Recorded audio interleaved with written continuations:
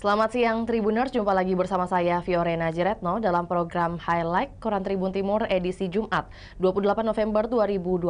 Tentu Tribuners beberapa headline, halaman dan juga rubrik akan kita ulas lebih lanjut pada tayangan ini. Tentu ada beberapa halaman seperti halaman utama, kemudian kita akan beranjak ke halaman 3, lalu diakhiri dengan halaman 9 edisi hari ini. Dan bagi Tribuners yang hendak berlangganan bersama kami dapat menghubungi kami di nomor 0411 811 5500 atau menghubungi kami via SMS maupun WA di nomor 081141135555. Baik Tribuners, kita beranjak ke halaman utama kita hari ini di mana informasi mengenai kuota haji Sulawesi Selatan yang naik menjadi 9.670 jamaah. Dengan headline utama kita berbunyi, Wajo tertinggi, Toraja Utara terendah. Pemerintah menetapkan kuota haji Sulawesi Selatan di tahun 2026 mendatang sebanyak 9.670 jamaah, meningkat 2.398 dari tahun sebelumnya, yakni 7.272 jamaah. Namun peningkatan ini tidak dinikmati merata oleh seluruh daerah, di mana Kabupaten Wajo menjadi daerah dengan kuota terbesar, sementara Kabupaten Toraja Utara hanya mendapat 2 kursi keberangkatan. Oleh Kepala Bidang Penyelenggaraan Haji dan Umrah Kanwil Kemenak Sulawesi Selatan Iqbal Ismail menjelaskan, pembagian kuota tentu di tahun 2026 menggunakan mekanisme baru, yakni berdasarkan daftar tunggu atau waiting list setiap daerah. Lebih lanjut bahwa mekanisme ini berbeda dari tahun-tahun sebelumnya yang tentu mengacu pada jumlah penduduk muslim di wilayah masing-masing. Nah, perubahan sistem ini berdampak besar. Tentu beberapa daerah yang sebelumnya diperkirakan bisa memberangkatkan jamaah tahun depan justru tidak masuk daftar pemberangkatan. Nah, Iqbal pun mengimbau kepada para jamaah calon haji yang belum bisa berangkat untuk sabar serta tetap mengikuti proses. Karena kebijakan baru ini sebenarnya membawa keuntungan tersendiri bagi Sulsel secara umum, di mana sejumlah daerah mengalami peningkatan kuota berdasarkan daftar tunggu tahun 2011 yang kini dijadikan dasar. Nah, namun Iqbal mengakui tidak semua daerah mengalami lonjakan kuota. Nah, keuntungan lainnya, antrean atau masa tunggu haji Sulawesi Selatan yang mencapai hingga 40 tahun kini dipangkas hanya menjadi 26 hingga 27 tahun lamanya. Maka dari itu Iqbal juga menyatakan Kemenak Sulsel akan memberangkatkan jamaah yang mendaftarkan pada atau sebelum pada tanggal 19 Oktober 2011. Nah, jamaah yang sudah masuk kuota hanya perlu melakukan verifikasi data, membuat paspor, dan pemeriksaan kesehatan sebelum pelunasan biaya haji. Pihaknya tentu masih mendata jumlah final jamaah yang benar-benar siap berangkat. Nah, sementara itu PLT Kasih PHU Kemenak Wajo Muhammad Hadrawi, ia memastikan bahwa kuota haji Wajo 2026 sebanyak 1.902 jamaah yang terdiri dari 1.819 urut porsi dan 83 prioritas lansia. Tentu saat ini proses kelengkapan administrasi dan dokumen jamaah calon haji Wajo sudah mulai berjalan. Hadrawi menambahkan pelunasan tahap pertama dimulai pada 24 November hingga 23 Desember. Nah, sementara jadwal pelunasan tahap kedua masih menunggu pengumuman lebih lanjut.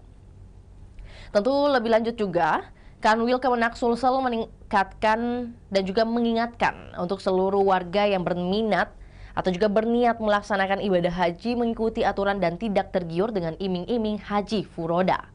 Kepala Bidang PHU Kanwil Kemenak Sulsel Iqbal Ismail mengatakan pelaksanaan ibadah haji 2025 banyak diwarnai masalah, khususnya untuk haji furoda. Saya ingatkan, jangan percaya iming-iming bisa memberangkatkan haji tanpa jalur resmi karena pemerintah Arab Saudi tahun ini tidak lagi menerima haji furoda, ujarnya.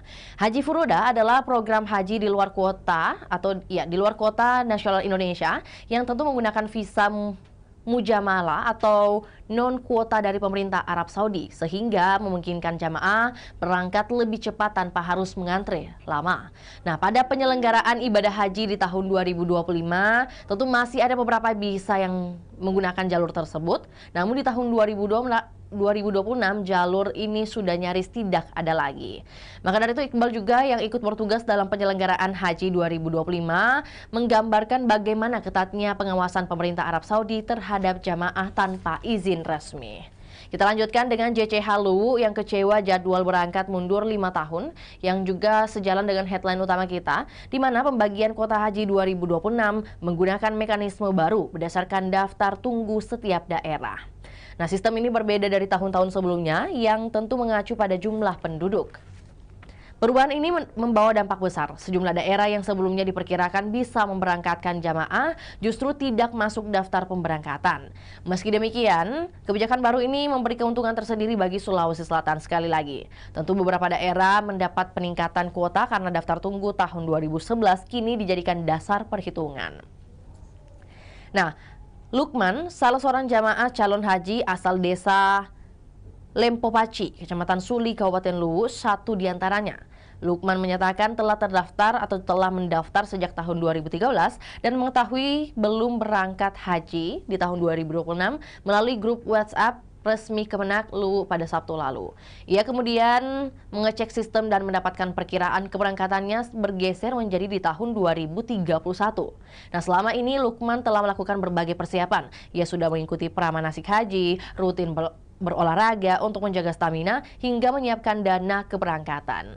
Ia tak menampik rasa kecewanya. Setelah menerima informasi tersebut, ia bahkan langsung menghubungi pihak Kemenak Luwu untuk memastikan kebenarannya. Nah, tentu di Kabupaten Luwu, kecemasan masyarakat terkait potensi nihilnya pemberangkatan haji pada tahun 2026 sempat menguat. Namun, Kemenak Luwu memastikan tetap ada jamaah yang diberangkatkan meski jumlahnya terbatas. Nah, Kepala Seksi Haji dan Umrah Kemenak Luwu, Armin, ia menyatakan bahwa hanya 41 jamaah yang memenuhi syarat melunasi BPIH di tahun depan. Jumlah ini terdiri dari 27 jamaah kategori lunas tunda dan 14 lansia prioritas. Di samping itu, ada juga informasi terbaru mengenai kampanye calon RT RW Bak Caleg. Kampanye calon ketua rukun tetangga dan rukun warga RT RW di sejumlah kelurahan di Makassar bak calon legislatif. Pasang spanduk, poster, hingga membuat konten di media sosial untuk menarik perhatian warga dan menggalang dukungan. Salah satunya adalah calon ketua RT RW di Kelurahan Maradekaya Utara yang berada di Kecamatan Makassar, di mana pada Kamis 27 November kemarin, sejumlah spanduk calon ketua RT 05 Siti Siam dan calon ketua RW 02 Kasma terpasang di beberapa titik di Jalan Sungai Limboto. Spanduk Siti Mariam berwarna kuning lengkap dengan visi misi, sementara spanduk Kasma berwarna biru dengan tagline mengabdi dengan komitmen, ketulusan, dan integritas. Nah, kemudian atribut kampanye berwarna mencolok itu tentu menarik perhatian warga sekitar. Yang menariknya, kedua calon ini bukan rival. Nah, tapi Mariam dan Kasma ini merupakan ipar yang tinggal satu rumah dan maju di tingkat yang berbeda. Kasma mengungkapkan pemasangan spanduk dilakukan sebagai bagian dari sosialisasi pemilihan RT RW yang baru pertama kali digelar tahun ini. Ia sehari-hari adalah ibu rumah tangga sekaligus penjual ayam geprek yang tentu lokasi usahanya itu berada di kios kecil miliknya. Nah, tentu dengan harapan atau juga ia berharap kontestasi bisa berjalan damai dengan kutipan bahwa kalau menang alhamdulillah, kalau tidak berarti bukan rezeki, tidak mau ribut karena semua bertetangga. Itulah yang dikatakannya. Nah, sementara Siti Mariam bekerja di sebuah usaha di Jalan Sungai Limboto yang maju untuk memperebutkan kursi ketua RT 05. Ibu tiga anak itu mengusung visi menjadikan RT lebih bersih, sehat, dan juga tertib. Maka dari itu ia menyusun beberapa misi mulai peningkatan kesadaran kebersihan, pemilahan sampah basah dan kering, penyediaan sarana pendukung hingga menciptakan lingkungan aman dan bebas pencemaran. Kemudian kita lanjutkan juga dengan sub-headline berikutnya di mana pada program ngobrol virtual dengan tajuk Dinamika Pemilihan RT RW Makassar. Kami tampilkan sub-headline-nya adalah bereskan data DCS DCT, jangan dipaksakan jika belum siap. Ini menyusul dengan telah dilaksanakannya podcast Tribun Timur yang menghadirkan 3 narasumber, yakni ada pengamat politik Unhas Ali Armunanto, kemudian ada anggota DPRD Makassar Muhlis Misbah dan juga akademisi Unhas yakni Adi Suryadi Chola. Dapat Anda saksikan Tribuners pada layar kaca Anda saat ini. Ada kemudian barcode di sisi kiri bawah yang bisa Anda scan untuk langsung dialihkan pada tampilan kanal YouTube Tribun Timur pada program ngobrol virtual sekali lagi dengan tajuk Dinamika Pemilihan RT RW Makassar. Kita lanjutkan pada halaman 3 Tribuners, ada kemudian rubrik gebrakan sang pemimpi di tahun 2025. Hadir informasi dari DPU TRPP dan Dinkes yang kuasai anggaran. Kemudian sejalan dengan hal tersebut, Bupati Takalar juga tinjau ruas Bontoloy Galesong, kemudian ditutup dengan Grand Villano SOTR Part 3 yang digelar di Makassar berhadiah jutaan rupiah. Kita awali dengan DPU TRPP dan juga Dinas Kesehatan yang menguasai anggaran. Di mana Dinas Pekerjaan Umum, Tata Ruang, Perumahan dan Permukiman, sekali lagi DPU TRPP, serta Dinas Kesehatan menjadi pengelola anggaran terbesar Kabupaten Maros pada tahun 2026. Bisa Anda saksikan di layar kaca Anda saat ini, Tribuners, bagaimana kemudian peta anggaran Maros di tahun 2026. Disampaikan Bupati Maros Khaidir Syam pada Kamis kemarin bahwa dua pemegang anggaran terbesar yakni PUTR dan Kesehatan. Khaidir Syam menjelaskan anggaran tersebut akan digunakan untuk menjalankan sejumlah program prioritas. Nah, untuk DPU TRPP, program yang dikerjakan meliputi pembangunan jalan, jembatan, sanitasi, dan sejumlah bangunan fasilitas publik. Nah, salah satu kegiatan strategis adalah pembangunan jembatan Haji Bohari yang sebelumnya roboh. Namun pekerjaan ini dilakukan bertahap, di mana di tahun 2026 akan difokuskan pada pembersihan dan pembangunan pondasi terlebih dahulu. Sedangkan di sektor kesehatan, pemerintah Kabupaten Maros tetap melanjutkan program Universal Health Coverage atau UHC yang berjalan sejak tahun 2023 lalu, di mana anggaran disiapkan mencapai 28 miliar rupiah. Tentu kami masih berusaha untuk mempertahankan program UHC tahun depan. Nah, sementara itu anggota DPRD Maros Ari Anugrah memaparkan bahwa postur pendapatan daerah 2026 dalam Ranperda APBD. Pendapatan awal diproyeksi ada di angka 1 miliaran sekian, bertambah menjadi 2 miliaran sekian, di mana tentu totalnya harusnya menjadi 1 miliar 400 juta. Ya, 1 triliun 400 miliar, kemudian 585 juta 444 ribu. Tentu jumlah ini menurun dibandingkan APBD 2025 yang mencapai 1,6 triliun rupiah. Maka dari itu bisa Anda saksikan bagaimana kemudian pendapatan daerah di tahun 2026, kemudian belanja daerahnya meliputi apa saja, dan juga pembiayaan daerah 2026 yang tentu anggarannya ini datangnya dari Kabupaten Maros untuk tahun 2026 mendatang. Sedangkan kalau untuk Bupati Takalar yang meninjau ruas Bontoloy Galesong, kami tampilkan juga lengkap dengan dokumentasi Pak Bupati, yakni Bapak Muhammad Firdaus Daimanye meninjau kerusakan jalan di ruas Desa Bontoloy, Kecamatan Galesong. Ini merupakan langkah awal pemerintah daerah mulai perbaikan jalan bertahap sesuai kemampuan anggaran. Di mana setelah kunjungan, Tribun Timur mengonfirmasi rencana penanganan ke bidang Bina Marga Dinas Pekerjaan Umum, Tata Ruang, Perumahan dan Kawasan Permukiman Takalar. Olehnya, Kepala Bidang Bina Marga Wahyudin Daeng Nompo menjelaskan bahwa pihaknya telah menyiapkan puluhan paket pekerjaan untuk seluruh kecamatan. Proses perencanaan telah dilakukan sejak awal tahun, sementara pelaksanaan fisik akan dilaksanakan atau juga berjalan bertahap mengikuti mekanisme pengadaan. Ruas Bontoloy merupakan salah satu yang masuk daftar penanganan tahun ini. Ia menyatakan instruksi Bupati adalah memastikan pemerataan penanganan infrastruktur. Maka dari itu ruas di Galesong, Polsel, Polut hingga Sanrobone menjadi bagian dari fokus penyelesaian. Dan juga Wahyudin menegaskan sejumlah ruas membutuhkan penanganan segera karena menjadi jalur aktivitas ekonomi, pertanian, serta akses pendidikan. Tentu untuk menjaga kualitas, setiap paket pekerjaan akan dipantau oleh pengawas teknis. Bidang Bina Marga tetap membuka koordinasi dengan pemerintah desa dan kelurahan untuk memastikan titik darurat yang dapat dilaporkan dan juga ditindaklanjuti. Ditutup dengan Grand Villano SOTR Part 3 yang digelar di Kota Makassar, tentu PT Surako Jaya Abri Motor atau PT SJAM, main dealer Yamaha Indonesia untuk wilayah Sulawesi Selatan dan Barat, kembali menggelar Grand Villano Stylish on the Road di Kota Makassar pada 23 November 2025. Untuk kegiatan ini menjadi gelaran ketiga di Makassar sepanjang tahun ini setelah sebelumnya sukses dilaksanakan pada April dan Juni di tahun 2025 lalu. Event SOTR Grand Villano merupakan bagian dari rangkaian kegiatan nasional yang digelar serentak di 6 kota besar, yakni Jakarta, Bandung, Surabaya, Yogyakarta, Bali, dan juga Makassar. Nah, tentu kegiatan city rolling dan workshop menjadi rangkaian acaranya dan juga peserta akan mengikuti kompetisi busana dan dengan dress code tertentu. Peserta yang akan menampilkan gaya terbaik mereka dalam tantangan OOTD Catwalk dan 5 peserta terbaik akan mendapatkan hadiah uang tunai sebesar jutaan rupiah. Kita beranjak ke halaman terakhir Tribuners. Untuk edisi 28 November 2025 kita akan menutupnya dengan tayangan di halaman 9, yakni rubrik Tribun Makassar. Diawali dengan telusuri jejak kota dalam 4 zona. Makassar tempo dulu dihadirkan di ruang publik melalui sebuah pameran arsip di Nipah Park, Jalan Urip Sumoharjo, Kota Makassar. Dinas Kearsipan Kota Makassar mengangkat tema Makassar Tempo Dulu, dari arsip menjadi cerita, untuk membawa masyarakat menelusuri jejak sejarah kota melalui visual.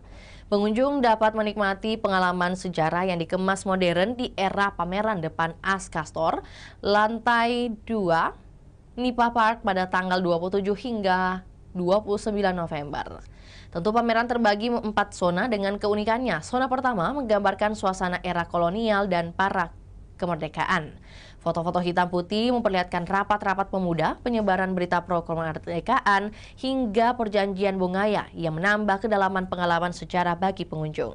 Zona kedua memperlihatkan gambar saat Makassar era Republik Indonesia Serikat atau RIS dan kemerdekaan. Kemudian zona ketiga tentang perdagangan rempah-rempah dan aktivitas pelabuhan internasional. Zona keempat memperlihatkan visual Makassar masa pembangunan, juga program kerja mulia atau Makassar dalam era modernitas. Tentu pembukaan pameran dihadiri langsung oleh Wakil Wali Kota Makassar Alia Mustika Ilham, Legislator Makassar Andi Falevi, dan Tri Sulkarnain Ahmad. Hadir juga beberapa jajaran organisasi perangkat daerah pemerintah Kota Makassar. Oleh Kadis Kearsipan Makassar, Fahyudin mengatakan bahwa Makassar Tempo Dulu menjadi ruang untuk melihat bagaimana arsip bercerita tentang dinamika kota dari masa ke masa.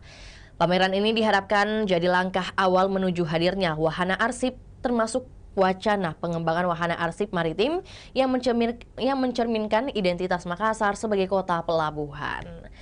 Di samping itu juga pemerintah kota Makassar kebut langkah besar untuk memperkuat ketahanan pangan dan membangun pondasi ekonomi kota yang lebih modern. Tentu dengan tajuk atau subheadline, pemerintah kota akan bentuk 2 perseroda terbaru. Pemerintah kota menyiapkan 2 perusahaan perseroan daerah atau perseroda baru yang akan menjadi motor penggerak ekonomi kota. Tim akademisi Badan Riset dan Inovasi Daerah atau BRIDA, serta tim ahli pemerintah kota bekerja intens menyusun naskah akademik sebagai dasar pembentukan 2 perseroda, masing-masing bergerak pada sektor pangan dan juga infrastruktur.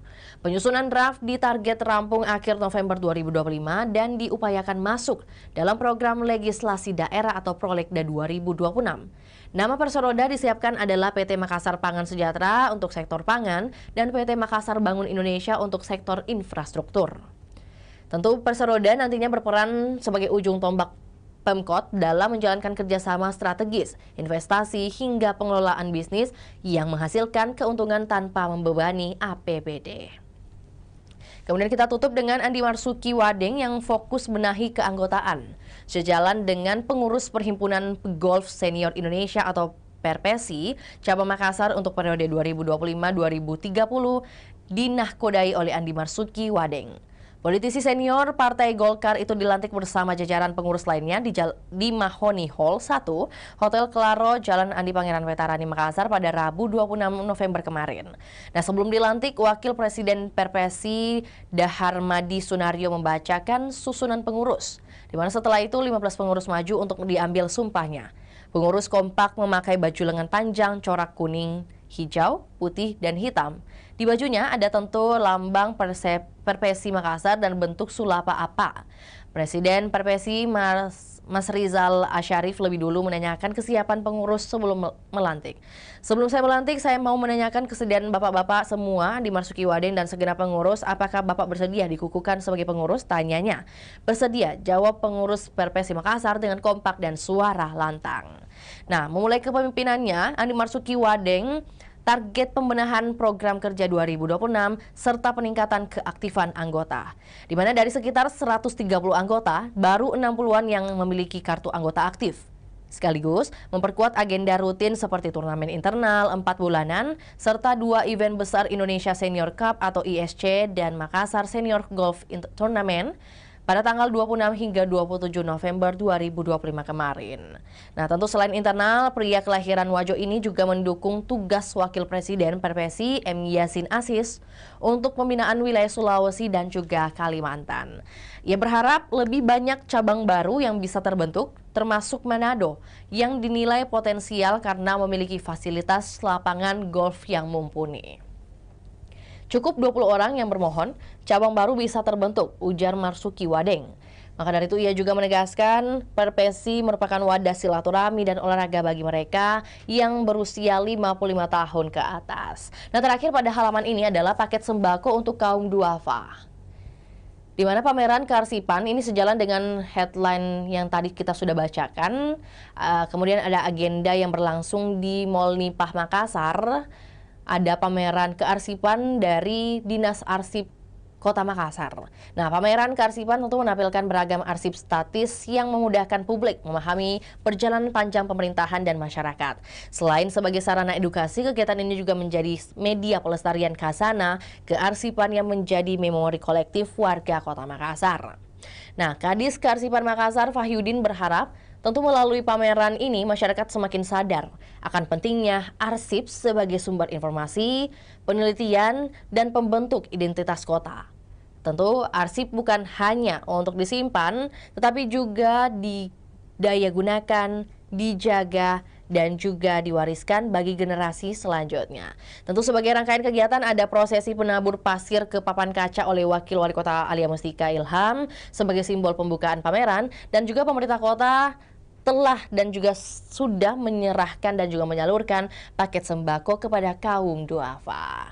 Nah, beberapa informasi tadi sekaligus menemani kita pada perjumpaan edisi hari ini Tribuners dan juga telah selesai pada beberapa halaman dan juga rubrik. Tentu untuk informasi lebih lengkapnya bisa diakses di kanal YouTube Tribun Timur, Facebook Tribun Timur, ataupun secara real time di website kami www.tribuntimur.com. Untuk itu saya Fiorena Jiretno mewakili tim yang bertugas pamit undur diri. Selamat siang dan sampai jumpa.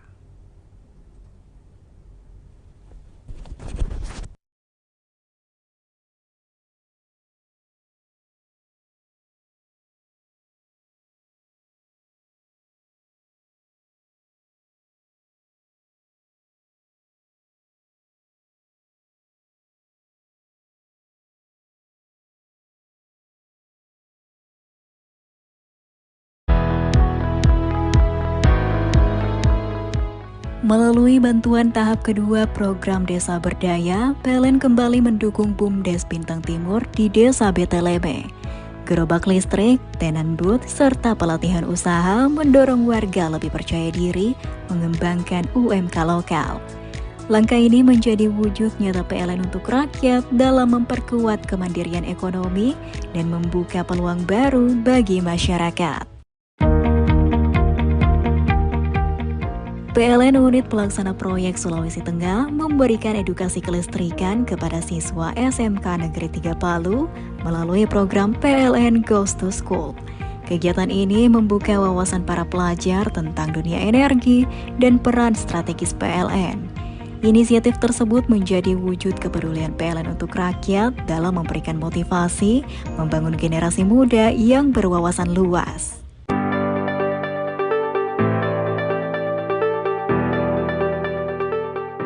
Melalui dukungan Srikandi Care, bantuan peralatan kesehatan bagi Posyandu 1 Kantisang Makassar telah disalurkan dalam upaya memperkuat pencegahan stunting dan meningkatkan mutu pelayanan. Puluhan warga dari anak-anak hingga lansia kini merasakan manfaat dari komitmen PLN untuk rakyat dalam mendukung kesehatan masyarakat.